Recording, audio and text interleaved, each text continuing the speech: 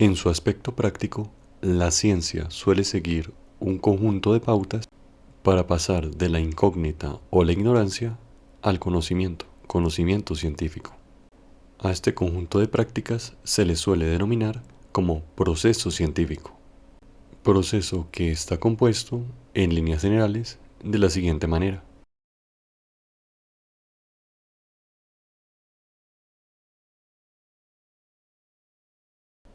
En primer lugar, ha de tenerse en cuenta que toda actividad científica comienza con la observación,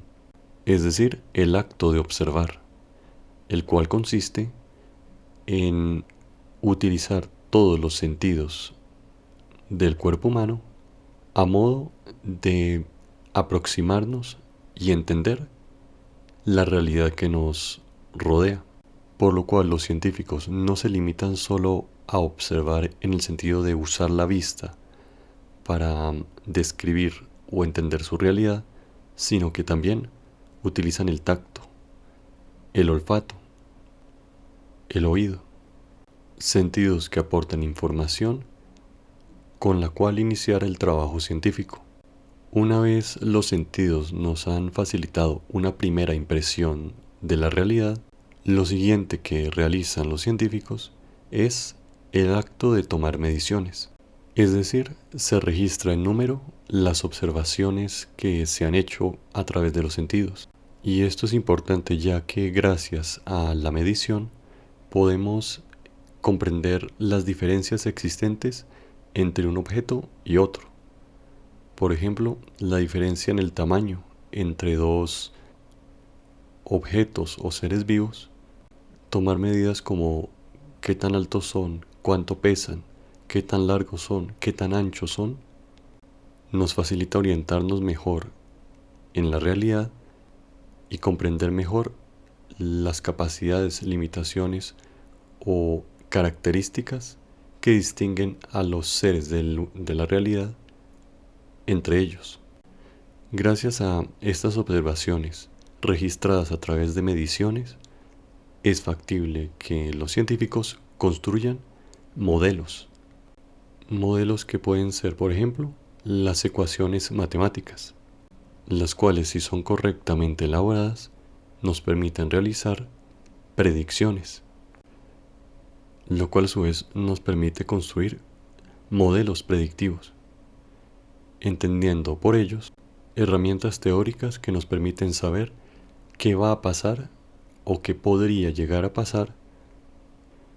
si modificamos algo en la realidad que estudiamos o si la dejamos sin intervención nuestra. Y todo lo anterior va acompañado con la reunión de datos. Es decir, el científico observa y acumula esos datos, toma mediciones y reúne esos datos y construye modelos de los cuales obtiene unos resultados que a su vez reúne como datos. Y solo cuando en el trabajo de observación, medición, predicción se ha conseguido una reunión suficiente de datos, en ese punto el científico puede elaborar hipótesis que vienen a ser algo así como posibles explicaciones del por qué las observaciones que hemos recolectado hasta la fecha dan los resultados que observamos, lo cual a su vez facilita la construcción de nuevos modelos y por tanto nuevas predicciones que dan lugar a nuevas observaciones y mediciones y que van acompañadas esta vez, debido a que tenemos una hipótesis, con un paso que podríamos denominar control de variables, que viene a ser la organización de la realidad que se estudia en unidades apartes que modificamos o dejamos sin variación a modo de comprobar o descartar la hipótesis a que hemos llegado y que nos ayudan asimismo a la construcción de nuevas hipótesis que ofrezcan una mejor respuesta para explicar lo que observamos y medimos y predecimos a través de los modelos que hemos construido.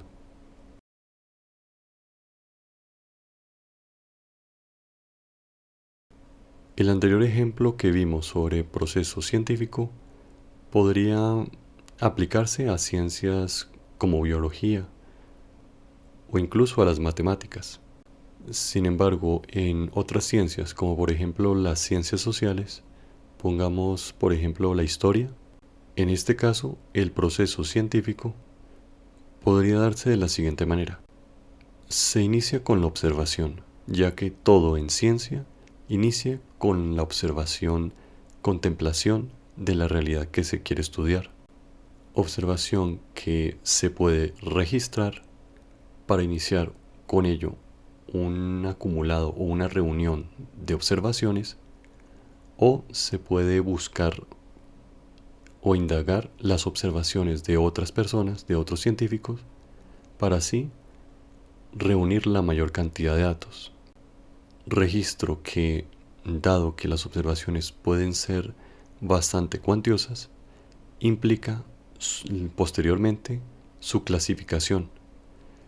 Luego de que observamos y reunimos, ordenamos, clasificamos la información según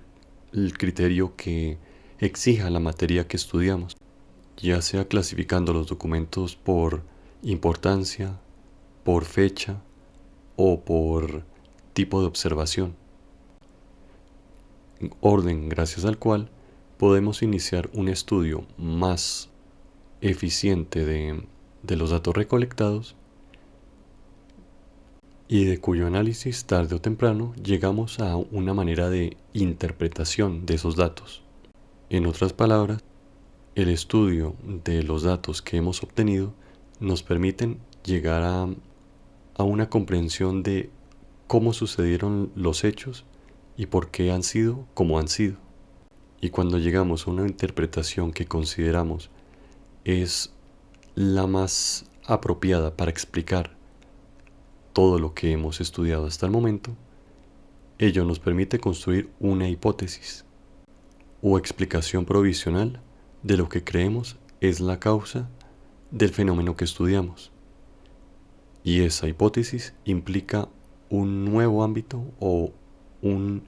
nuevo inicio de observaciones, clasificaciones e interpretaciones que en cierto punto debemos tener muy claro, ya que llegará un punto en que de todo lo que hemos recolectado y las hipótesis, porque no es solo una hipótesis a la cual podemos llegar, sino a las distintas hipótesis, estas darán lugar a que empecemos a inferir, o en otras palabras, las hipótesis nos van a permitir explicar de una forma consistente y útil el porqué de nuestras observaciones, e incluso podría facilitarnos la predicción de hechos futuros, para finalmente, con todos los datos recolectados que sirven como evidencia y soporte de la hipótesis que hemos construido, finalmente todo ello se publica, es decir, se comunica